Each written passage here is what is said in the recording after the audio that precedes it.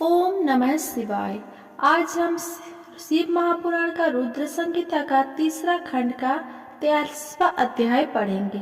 उससे पहले हमने पिछले अध्याय में पढ़े थे शिव जी का देवताओं को निमंत्रण, भगवान शिव की बारात का हिमालयपुरी की ओर प्रस्थान, मंडप वर्णन व देवताओं का भय, बारात की अगवानी और अभिनंदन। शिव जी की अनुपम लीला आज हम लोग पढ़ेंगे। ब्रह्मा जी बोले, हे नारद, तुमको अपने सामने देखकर देवी मैना बहुत प्रसन्न हुई और तुम्हें प्रणाम करके बोली, हे मुनिश्रेष्ठ नारद जी, मैं भगवान शिव के इस समय दर्शन करना चाहता हूँ। मैं देखना चाहती हूँ जिन शिव जी को पाने के लिए मेरी बेटी पार्वती ने घोर तपस्या की तथा अनेक कष्टों का भोग, उन शिव जी का रूप कैसा है, वे कैसे दिखते हैं। ये कहकर तुमको साथ लेकर देवी मैना चंद्रशला की ओर चल पड़ी। इधर भगवान शिव भी मैना के इस अभिमान को समझ गए और मुझसे वो विष्णु जी से बोले कि तुम सब देवताओं को अपने साथ लेकर गिरिराज हिमालय के घर पहुँचो। मैं भी अपने गणों के साथ पीछे पीछे आ रहा हूँ। भगवान विष्णु ने इसे भगवान शिव की आज्ञा माना और सब देवताओं को बुलाकर उनकी आज्ञा का पालन करते हुए शैलराज के घर की ओर प्रस्थान किया। देवी मैना तुम्हारे साथ अपने भवन के सबसे ऊंचे स्थान पर जाकर खड़ी हो गई। तब देवताओं की सजी सजाई सेना को देखकर मैना बहुत प्रसन्न हुई। बारात में सबसे आगे सुंदर वस्त्र एवं आभूषणों से सजे हुए गंधर्वगण अपने वाहनों पर सवार होकर बाजे बजाते और नृत्य करते हुए आ रहे थे। इनके गणों अपने हाथों में ध्वज की पताका लेकर उसे फहरा रहे थे। साथ में स्वर्ग की सुंदर अप्सराएं मुग्ध होकर नृत्य कर रही थी। उनके पीछे वसु आ रहे थे। फिर मणिग्रीवादी यक्ष, यमराज, निरुति, वरुण, वायु, कुबेर, ईशान, देवराज इंद्र, चंद्रमा, सूर्य, भृगु आदि देव और मुनीश्वर एक से एक सुंदर और मनोहारी रूप के स्वामी थे और सर्वगुण संपन्न जान पड़ते थे। उन्हें देखकर नारद वह तुमसे यही प्रश्न करती है कि क्या यही शिव है? तब तुम मुस्कुराकर यह उत्तर देते कि नहीं, ये भगवान शिव के सेवक है। देवी मैना यह सुनकर हर्ष से विभोर हो जाती कि जब उनके सेवक इतने सुंदर और वैभवशाली है तो वे स्वयं कितने रूपवान और ऐश्वर्य संपन्न होंगे। उधर दूसरी ओर भगवान शिव जो कि सर्वेश्वर है, उनसे भला जगत की कोई बात कैसे छिप सकती है। वे देवी मैना के हृदय की बात तुरंत जान गए और मन ही मन उन्होंने उनके मन में उत्पन्न अहंकार का नाश करने का निश्चय कर लिया। तभी वहां से जहाँ मैना और नारद तुम खड़े हुए थे, श्रीहरि विष्णु पधारे। उनकी कांति के सामने चंद्रमा की कांति भी फीकी पड़ जाती है। वे जलंधर के समान श्याम तथा चार भुजाधारी थे और उन्होंने पीले वस्त्र पहने रखे थे। उनके नेत्र कमल दल के समान सुंदर और प्रकाशित हो रहे थे। वे गरुड़ पर विराजमान थे। शंख चक्र आदि उनकी शोभा में वृद्धि कर रहे थे। उनके सिर पर मुकुट विराजमान थे। शंख चक्र आदि उनकी शोभा में वृद्धि कर रहे थे। उनके सिर पर मुकुट जगमगा रहा था और वक्षस्थल में श्रीवत्स का चिन्ह था। उनका सौंदर्य अप्रतिम तथा देखने वाले को मंत्रमुग्ध करने वाला था। उन्हें देखकर देवी मैना के हर्ष की कोई सीमा ना रही और वे तुमसे बोली कि जरूर यही मेरी पार्वती के पति भगवान शिव होंगे। नारद जी देवी मैना के वचनों को सुनकर आप मुस्कुराए और उनसे बोले कि देवी, ये आपकी पुत्री पार्वती का होने वाले पति भगवान शिव नहीं है, बल्कि क्षीर सागर के स्वामी और जगत के पालक श्रीहरि विष्णु हैं। ये भगवान शिव के प्रिय है और उनके कार्य के अधिकारी भी है। हे देवी, गिरिजा के पति भगवान शिव तो संपूर्ण ब्रह्मांड के अधिकारी है। वे सर्वेश्वर है और वही परम ब्रह्मा परमात्मा है। वे विष्णु जी से भी बढ़कर है। तुम्हारे ये बात सुनकर मैं ना शिव जी के बारे में बहुत कुछ सोचने लगी कि मेरी पुत्री बहुत भाग्यशाली और सौभाग्यवती है, जिसे धन वैभव और सर्वशक्ति संपन्न वर मिला है। ये सोचकर उनका हृदय हर्ष से प्रफुल्लित हो रहा था। वे शिव जी को दामाद के रूप में पाकर अपने कुल का भाग्योदय मान रही थी। वे कह रही थी कि पार्वती को जन्म देकर मैं धन्य हो गई। मेरे पति गिरिराज हिमालय भी धन्य हो गए। मैंने अनेकों तेजस्वी देवताओं के दर्शन किए। इन सभी के द्वारा पूज्य और इन सब के अधिपति मेरी पुत्री पार्वती के पति है। फिर तो मेरा भाग्य सर्वथा सराहने योग्य है। इस प्रकार मैना अभिमान में आकर जब यह सब कह रही थी, उसी समय उसका अभिमान दूर करने के लिए अपने अद्भुत रूप वाले गणों को आगे करके शिव जी भी आगे बढ़ने लगे। भगवान शिव के सभी गणों मैना के अहंकार और अभिमान का नाश करने वाले थे। भूत प्रेत पिशाच आदि अत्यंत कुरूप गणों के सेना सामने से आ रही थी। उनमें से कई बवंडर का रूप धारण किए थे। किसी की टेढ़ी सूंड थी, किसी के होठ लंबे थे, किसी के चेहरे पर सिर्फ दाढ़ी मूछें ही दिखाई देती थी, किसी के सिर पर बाल नहीं थे तो किसी के सिर पर बालों का घना जंगल था। किसी की आंखें नहीं थी, कोई अंधा था तो कोई काड़ा, किसी की तो नाक ही नहीं थी, कोई कई हाथों में बड़े भारी भारी मुदगर लिया था तो कोई औंधा होकर चल रहा था, कोई वाहन पर उल्टा होकर बैठा हुआ था। उनमें कितने ही लंगड़े थे, किसी ने दंड और पास ले रखे थे। सभी शिवगण अत्यंत कुरूप और विकराल दिखाई देते थे। कोई सिंह बजा रहा था, कोई डमरू तो कोई गोमुख को बजाता हुआ आगे बढ़ रहा था। उनमें किसी का सिर नहीं था तो किसी के धड़ का पता नहीं चल रहा था, तो किसी के अनेकों मुख थे, किसी के चेहरे पर अनगिनत आंखों लगी थी तो किसी के अनेकों पैर थे, किसी के हाथ नहीं थे तो किसी के अनेकों कान थे, तो किसी के अनेकों सिर थे। सभी शिवगणों ने अचंभित करने वाली वेशभूषा धारण की हुई थी। कई आकार में बहुत बड़ा था तो कोई आकार में बहुत छोटा था। वे देखने में बहुत ही भयंकर लग रहा था। उनकी लंबी चौड़ी विशाल सेना मदमस्त होकर नाचते गाते हुए आगे बढ़ रही थी। तभी तुमने अंगुली के इशारे से शिवगणों को दिखाते हुए देवी मैना से कहा, देवी पहले आप भगवान शिव के गणों को देख ले, तत्पश्चात महादेव जी के दर्शन करना। भूत प्रेतों की इतनी बड़ी सेना को देखकर देवी मैना भय से कांपने लगी।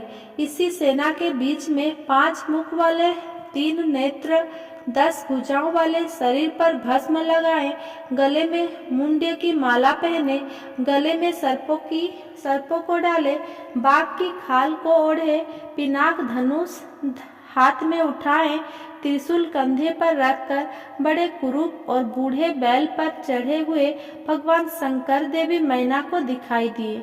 उनके सिर पर जटाजूट थी और आंखें भयंकर लाल थी। नारद, तभी तुमने मैना को बताया कि वे ही भगवान शिव है।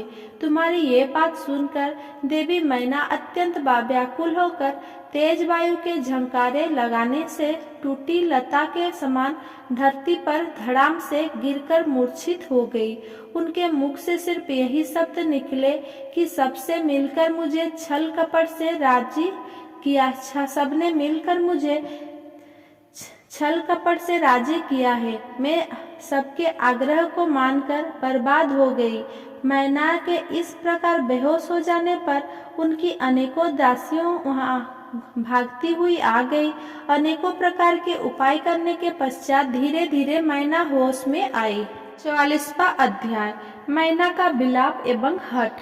ब्रह्मा जी बोले, नारद, जब हिमालय पत्नी मैना को होश आया तब वह बड़ी दुखी थी और रोए जा रही थी। उनका जोर जोर से दहाड़े मार मार कर रोना रुकने का नाम ही नहीं ले रहा था। वे रोते हुए अपने पुत्रों, पुत्री तथा अपने पति गिरिराज हिमालय सहित देवर्षि नारद और सप्तऋषियों की निंदा करते हुए उन्हें कोस रही थी। मैना बोली, हे नारद मुनि, आपने ही हमारे घर आकर ये कहा था कि शिवा शिव का वरण करेगी। तुम्हारी बातें को मानकर हम सब ने अपनी पुत्री पार्वती को भगवान शिव की तपस्या करने के लिए वनों में भेज दिया। मेरी बेटी ने अपने तप के द्वारा सभी को प्रसन्न कर दिया। उसने ऐसी तपस्या की जो कि बड़े बड़े ऋषि मुनियों के लिए भी कठिन है, परंतु उसकी इतनी पूजा आराधना का यह फल उसे मिला जो कि देखने में भी दुख देने वाला है। इसे देखकर हमें अत्यंत दुख और भय प्राप्त हुआ है।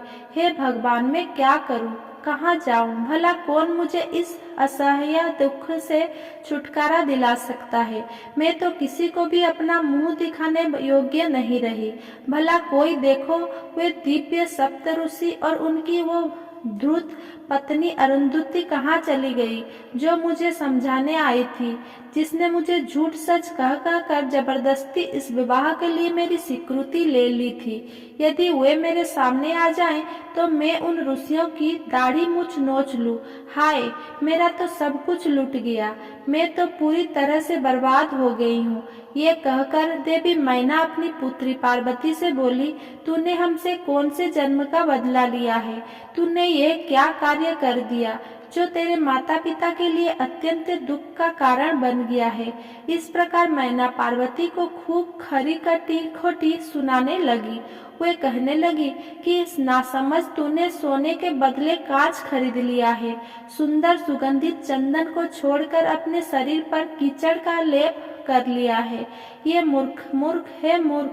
यह मूर्ख तो यह भी नहीं समझती कि इसने हंस को उड़ाकर उसके स्थान पर कौवे को पाल लिया है। गंगा जल जिसे सबसे पवित्र समझा जाता है, उसको फेंककर कुएं के जल को पी लिया है। उजाले को पाने की चाह लेकर उसके स्रोत सूर्य को छोड़कर जुगनू को पकड़ने के लिए दौड़ रही है। चावल के भूसे को रखकर अच्छे चावलों को फेंक रही है। बेटी, तूने हमारे कुल के यश का सर्वनाश करने की इच्छा कर ली है, तभी तो मंगलमयी विभूति को फेंककर घर में चिता की अमंगलमयी राख को लाना चाहती है। जानवरों के सिर और सींग को त्याग कर सियार के पीछे खड़ी पड़ी है। पार्वती, तूने बड़ी भारी मूर्खता कर दी है, जो सूर्य, चंद्रमा, श्रीहरि, विष्णु और देवराज इंद्र जैसे सुंदर, सर्वगुण संपन्न, परम ऐश्वर्य और वैभव के स्वामियों को छोड़कर दुष्ट नारद की बातों में आकर एक महाकुरूप शिव के लिए रात दिन वनों की खाक छानती रही और घोर तपस्या करती रही। तुझे तेरी बुद्धि, तेरे रूप तथा तेरी सहायता करने वाले प्रत्येक उस मनुष्य को धिक्कार है जिसने तुझे गलत राह पर चलने में मदद की। हमको भी धिक्कार है जो मैंने और तेरे पिता ने तुझे जन्म दिया। सुबुद्धि देने वाले उन सप्त ऋषियों को भी मैं धिक्कारती हूँ, जिन्होंने गलत उपदेश देकर मुझे गलत रास्ते पर लाकर खड़ा कर दिया। उन्होंने तो मेरा घर जलाने का पूरा प्रबंध कर दिया है, मेरे कुल को सर्वनाश की कगार पर ले आए हैं। पार्वती, मैंने तुझे कितना समझाया, पर तू अपनी जिद पर अड़ी रही। पर अब और नहीं, अब मैं तेरी एक भी नहीं सुनूंगी। मैं तो अभी तुझे मार डालूंगी। तुझे जीवित रखने का अब कोई प्रयोजन नहीं है। तुझे मारकर खुद की जीवन लीला भी समाप्त कर दूंगी, भले ही मुझे नरक का भागी क्यों ना होना पड़े। मेरा दिल करता है कि मैं तेरा सिर काट दूं, तेरे शरीर के टुकड़े टुकड़े कर दूं, तुझे छोड़कर कहीं चली जाऊं। ये कहकर देवी मैना मूर्छित होकर फर्श पर गिर पड़ी। तब उस समय उनकी ऐसी हालत देखकर सभी देवता उन्हें समझाने के लिए उनके पास गए। सबसे पहले मैं यानी कि ब्रह्मा उनके पास पहुंचा। तब मुझे वहां देखकर नारद, तुमने कहा, देवी, आपको इस बात का ज्ञान नहीं है कि शिव जी बहुत सुंदर है। अभी तुमने उनका सही स्वरूप देखा ही कहाँ है। अभी जो कुछ तुमने देखा है वो उनकी लीला मात्र है। देवी, आप अपने क्रोध को त्याग दें और स्वस्थ होकर शुद्ध हृदय से विवाह का कार्य आरंभ करे। इतना सुनना था कि मैना के क्रोध की अग्नि भभक उठी। वे बोली, दुष्ट नारद, यहाँ से इसी समय चला जा। तू दुष्ट का भी दुष्ट और नीच है। तू मेरे सामने भूल कर भी मत आना। इसी समय यहाँ से निकल जा। मैं तेरी सूरत तक देखना नहीं चाहती। मैना के वचन को सुनकर इंद्रादि देवता दौड़कर वहां से चल गए आए और बोले, हे पितरों की कन्या मैना, भगवान शिव तो इस समस्त चराचर जगत की स्वामी है। वे तो सबको सुख देने वाले तथा सबको मनवांछित फलों देने वाले वर देने वाले सर्वेश्वर है। वे तो भक्त वत्सल है और सदा ही अपने भक्तों के अधीन रहते हैं। आपकी पुत्री पार्वती ने कठिन तप करके भगवान शिव को प्रसन्न किया है तथा वरदान के रूप में उनको अपना पति होने का वर प्राप्त किया है। तभी तो आज वे अपने दिए वरदान को पूरा करने के लिए उनका पाणी ग्रहण करने के लिए यहाँ पधारे हैं। ये सुनकर मैना और अधिक रोने लगी और बोली, शिव तो बहुत भयंकर है। मैं अपनी पुत्री पार्वती कदापि उन्हें नहीं दूंगी। आप सब देवता क्यों ये षड्यंत्र रच रहे हैं? आप मेरी प्राण प्रिया फूलों के समान कोमल पुत्री को क्यों इन भूतों प्रेतों के हवाले करना चाहते हैं? इस प्रकार देवी मैना सब देवताओं पर क्रोधित होकर उन्हें फटकारने लगे। जब वरिष्ठ आदि सप्त ऋषियों ने देवी मैना के इस प्रकार के वचन सुने तो वे भी मैना को समझाने के लिए उनके निकट आ गए। तब वे बोले, हे पितरों की कन्या मैना, हम तो तुम्हारा कार्य सिद्ध करने के लिए यहाँ आए हैं। भगवान शिव का दर्शन तो सभी पापों का नाश करने वाला है और यहाँ तो वे स्वयं आपके घर पधारे हैं। इस बात को सुनकर भी देवी मैना को कोई संतोष नहीं हुआ। उनका क्रोध यथावत रहा तथा उन्होंने फिर कहा कि मैं पार्वती के टुकड़े टुकड़े कर दूंगी, परंतु उसको शिव के साथ नहीं भेजूंगी। दूसरी ओर देवी मैना के इस व्यवहार से चारों ओर हाहाकार मच गया। जब शैलराज हिमालय को मैना के इस व्यवहार की सूचना मिली तो वे फौरन दौड़ते हुए अपनी पत्नी के पास आए और बोले, हे प्रिय, तुम इतनी क्रोधित क्यों हो रही हो? देखो, हमारे घर में कौन कौन से महात्मा पधारे हैं और तुम इनका अपमान कर रही हो। तुम भगवान शंकर के भयानक रूप को देखकर भयभीत हो गई हो। देवी, वे तो सर्वेश्वर है। भय करना छोड़कर उनके मंगलमय रूप का दर्शन करो। विवाह के शुभ कार्य का शुभारंभ करो। अपने हठ को छोड़ो और क्रोध का त्याग कर शिव पार्वती विवाह के मंगलमय कार्य को संपन्न करो। देवी, तुम जानती हो कि भगवान शिव अनुपम लीलाएं करते हैं। यह भी उनकी लीला का एक भागी है। अतः तुम अपने मन के डर को दूर करके यथाशीघ्र पूर्वतन कार्य करो। शैलराज हिमालय के ये वचन सुनकर उनकी पत्नी मैना अत्यंत क्रोधित हो गई और बोली, हे स्वामी, आप ऐसा करिए कि पार्वती के गले में रस्सी बांधकर उसे पर्वतों के नीचे गिरा दीजिए या फिर उसे समुद्र में डुबो दीजिए। चाहे कुछ भी करके उसकी जीवन लीला समाप्त कर दीजिए। मैं आपको कुछ नहीं कहूंगी, परंतु मैं पार्वती का हाथ किसी भी परिस्थिति में शिव को नहीं सौंपूंगी। यदि फिर भी आपने हठपूर्वक पार्वती का विवाह शिव के से करने की ठान ली है तो मैं अपने प्राणों को त्याग दूंगी। अपनी माता मैना के ऐसे वचन सुनकर पार्वती उनके करीब आकर बोली, माता, आप तो ज्ञान की प्रतिमूर्ति हैं। आप सदा ही धर्म के पथ का अनुसरण करने वाली हैं। भला आज ऐसा क्या हो गया है जो आप धर्म के मार्ग से विमुख हो रही है? हे माता, महादेव जी तो देखो देवों के देव है। वे निर्गुण निराकार है। वह तो परम ब्रह्मा परमात्मा है और सबके सर्वेश्वर है। वे तो इस संसार की उत्पत्ति के आधार है। भगवान शिव भक्त वत्सल है एवं अपने भक्तों को सदैव सुख प्रदान करने वाले हैं। भगवान शिव सब अनुष्ठानों के अधिष्ठाता है। वे ही सबके कर्ता, हर्ता और स्वामी है। ब्रह्मा विष्णु भी सदा उनकी सेवा में तत्पर रहते हैं। हे माता, आपको तो इस बात का गर्व होना चाहिए कि आपकी पुत्री का हाथ मांगने के लिए देवता भी याचक की भांति आपके दरवाजे पर पधारे हैं। अतः आप बेकार की बातें को छोड़कर उत्तम कार्य करें। मुझे भगवान शिव के हाथों में सौंपकर अपने जीवन को सफल कर लो। माता, मेरी छोटी सी विनती स्वीकार कर लो और मुझे भगवान शिव के चरणों में उनकी सेवा के लिए समर्पित कर दो। माँ, मैंने मन, वाणी और क्रिया द्वारा भगवान शिव को अपना पति मान लिया है। अब मैं किसी और का वरण नहीं कर सकती। मैं सिर्फ महादेव जी का ही स्मरण करती हूँ। उन्हें पति रूप में पाने की इच्छा लेकर ही मैंने अपनी जिंदगी के इतने वर्ष बिताए हैं। भला आज मैं कैसे अपने वचन से पीछे हट जाऊं? पार्वती जी के कहे वचनों को सुनकर मैना क्रोध के अधिक्य से उत्तेजित हो गई और उसे डांटने तथा बुरे वचन कहने लगी। मैना रोती जा रही थी। मैंने और वहां उपस्थित सभी महानतम सिद्धों ने देवी मैना को समझाने का बहुत प्रयत्न किया, परंतु सब निरर्थक सिद्ध हुआ। वे किसी भी स्थिति में समझने को तैयार नहीं थी। तभी उनके हठ की बातें सुनकर परम शिव भक्त भगवान श्री विष्णु वहां आ पहुंचे और बोले, हे पितरों की मानसिक पुत्र एवं शैलराज हिमालय की पत्नी मैना, आप ब्रह्मा जी के कुल से संबंधित है। इसी कारण आपका सीधा संबंध धर्म से है। आप धर्म की आधारशील है।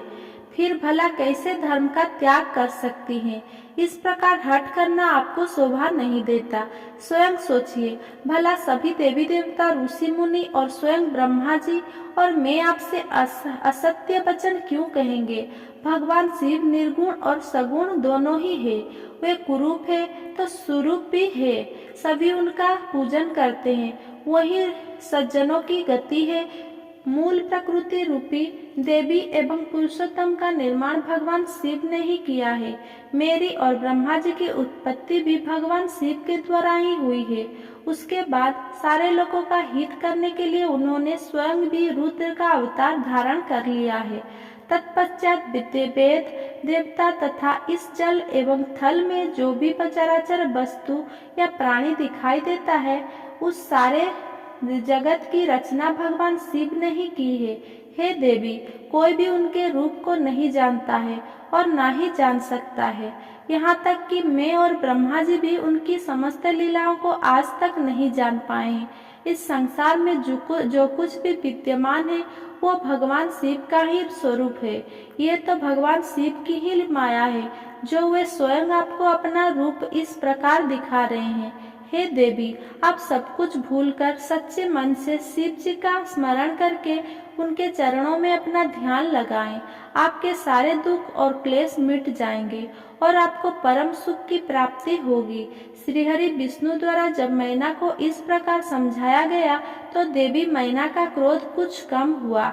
वस्तुत तो शिव जी की माया से मोहित होने के कारण ही वे ये सब कर रही थी। कुछ शांत होने पर उन्होंने कुछ देर मन में विचार किया। तत्पश्चात मैना श्रीहरि विष्णु जी से बोली, प्रभु, मैं आपकी हर बात समझ गई हूँ। मैं यह भी जानती हूँ कि भगवान शिव सर्वेश्वर है और इस जगत के कण कण में व्याप्त है। मैं आपकी इच्छानुसार भगवान शिव को अपनी पुत्री सौंप सकती हूँ, पर मेरी एक शर्त है। तब विष्णु जी के आग्रह करने पर देवी मैना ने कहा, यदि महादेव जी सुंदर शरीर धारण कर ले तो मैं सहस्र अपनी पुत्री पार्वती का विवाह उनसे कर दूंगी। ऐसा कहकर देवी मैना चुप हो गई। धन्य है भक्तवत्सल त्रिलोकीनाथ भगवान शिव की माया, जो सबको मुंह में डालने वाली है।